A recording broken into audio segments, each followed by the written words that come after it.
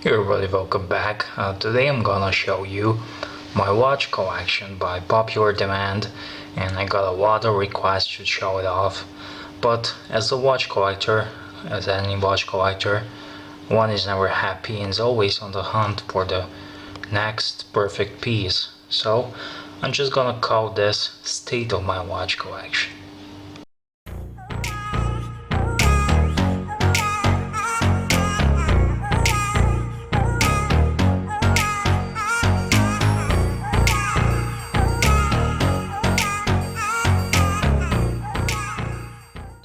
So the first piece is the Beater watch, and this is a G-Shock GA100.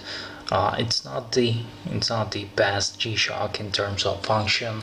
It's not a Mudman or it's not a Riseman, but it's definitely very cool and good looking G-Shock, and I absolutely love it, especially because I don't use all those fancy features. I just want a watch to have on the weekends for the bike rides and to be tough, but at the same time very cool looking watch. And also this G-Shock replaces my Beater watch that was before that, and that was a Seiko SKS. And I sold Seiko SKS. I had two Seiko SKSs, and I sold both of them, and now this is my Beater, dedicated true Beater watch. Also, I'm gonna give you a little wrist shot of every watch so you can see how it looks on the wrist, and because that's a natural state of habitat, and you can see why I like this G-Shock. It's not the most readable, it's a big watch, but it's comfortable and it's easy to wear, and I love wearing it. So my first watch, Beater. The second watch is Seiko, because you cannot have a collection of the Seiko, especially it's on a bit more on a budget friendly collection, and this is an iconic Seiko 5, but this is a very special and dear watch to me because it doesn't have a lot of monetary value, but still it's one of my first YouTube videos I did was talking about Seiko 5 value, and how you can get a great watch on a budget, and especially if you are able to find this emerald green nice dial on it, and you put a nice leather band on it. It's just a perfect watch, and anyone who knows watches knows that Seiko 5 is a iconic and legendary watch, and I just love the dial on this one. That's why I'm keeping it, because I had so many Seiko 5s, but this is the only one with this kind of a green emerald dial and the golden indices. I'm gonna go show you wrist shot under the light, and I'm gonna show you what I'm meaning.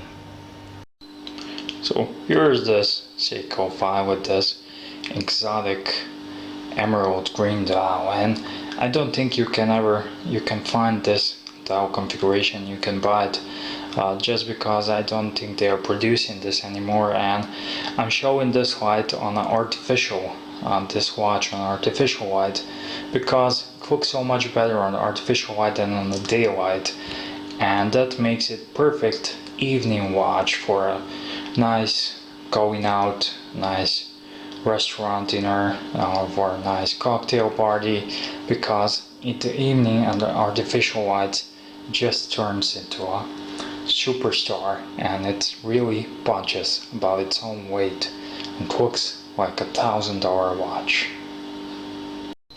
This next piece on a playful needle is my watch. It's a watch that I've been wearing for the past couple of weeks every day, and I just rediscovered it because it's summer, and this is a vintage Omega Geneve automatic watch, and I have it on a steel bracelet and on a black band, but later on I've been wearing it on a just needle for a great casual summer look, and this just proves that if you have a classy vintage or dressy watch, it can play with the I just toss on a white t-shirt, jeans, and I'm ready to go about. And this is a Omega Geneva automatic, and it's all stainless steel case, and I think it's a 10-12 movement. It has a date, and has that feature that every novice horologist like.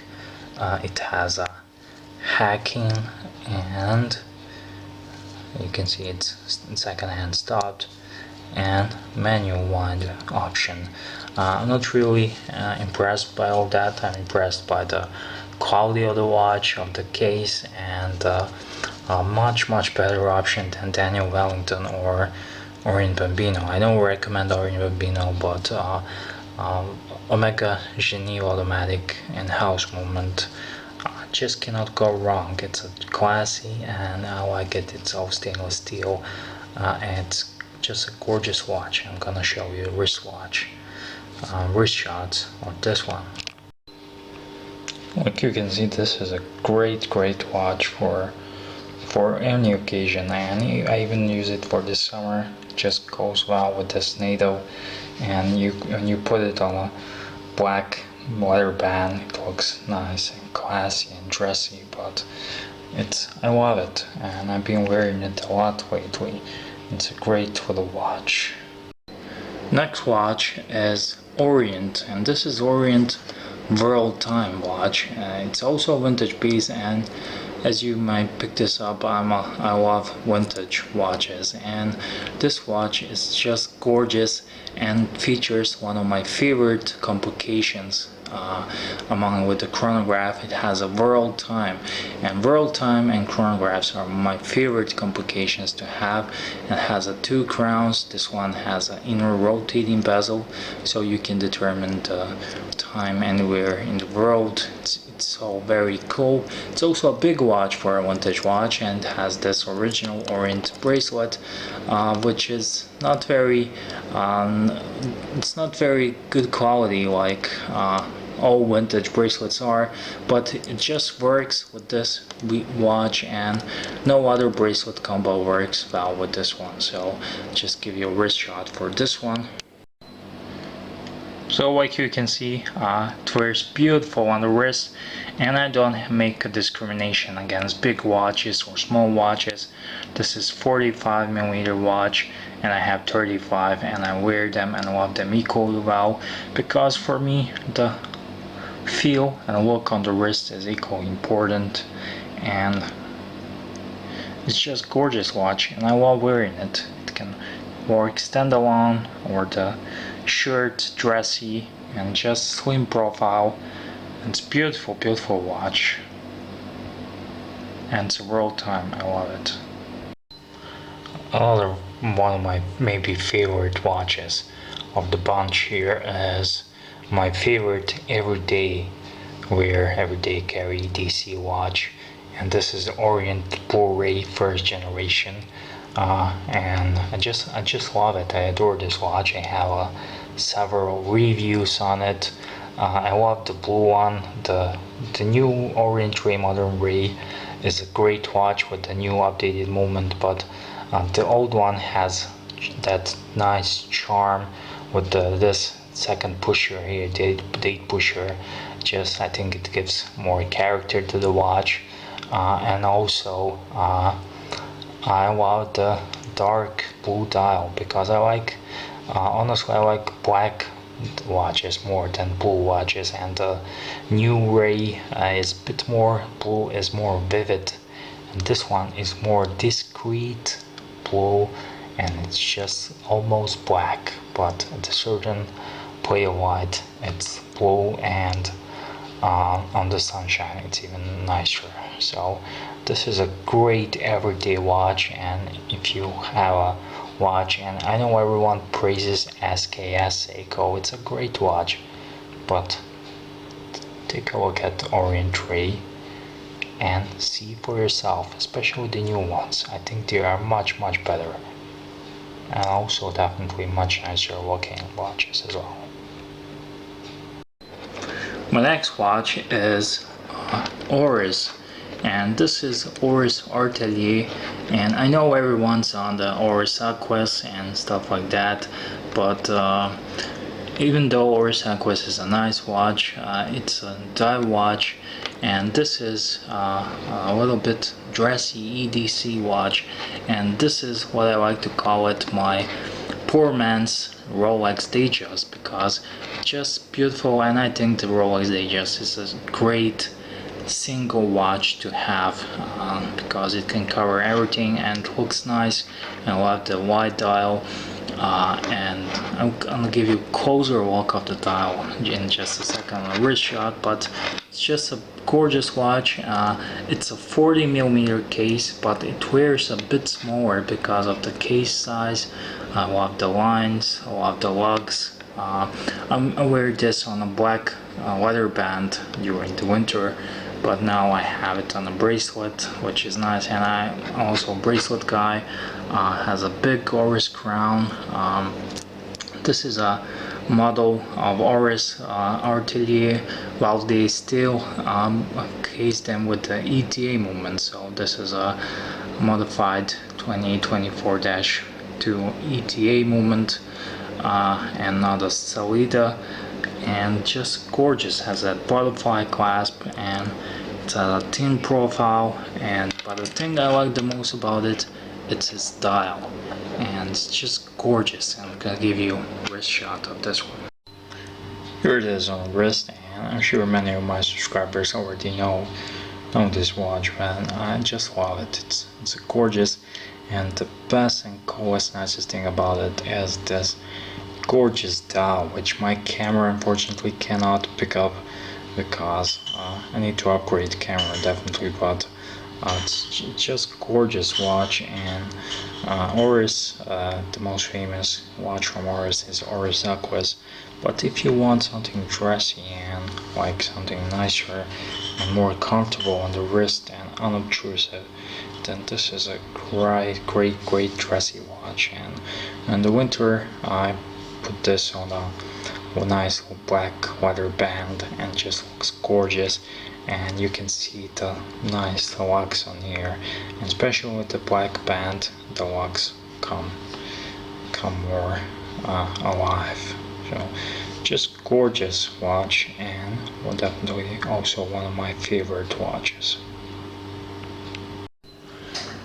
Next watch I have is another vintage piece, and this is Omega Genie with the 613 manual 1 movement, and this is one of my first and my favorite vintage Omega, just because it looks so great. And I had like more than a dozen Omegas in here, but I decided to flip them all except for this one and the one I showed you before, and this is just gorgeous example, and I really love it.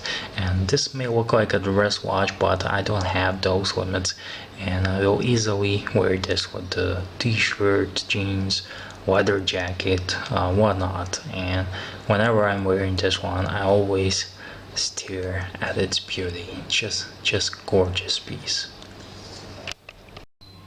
So here it is on the wrist, and hopefully you can see what I'm talking about. And just one of my favorite watches in my collection, along with my Orient and my all other watches. But this is just gorgeous piece. Only thing I wish it would be, I would prefer it without no date version.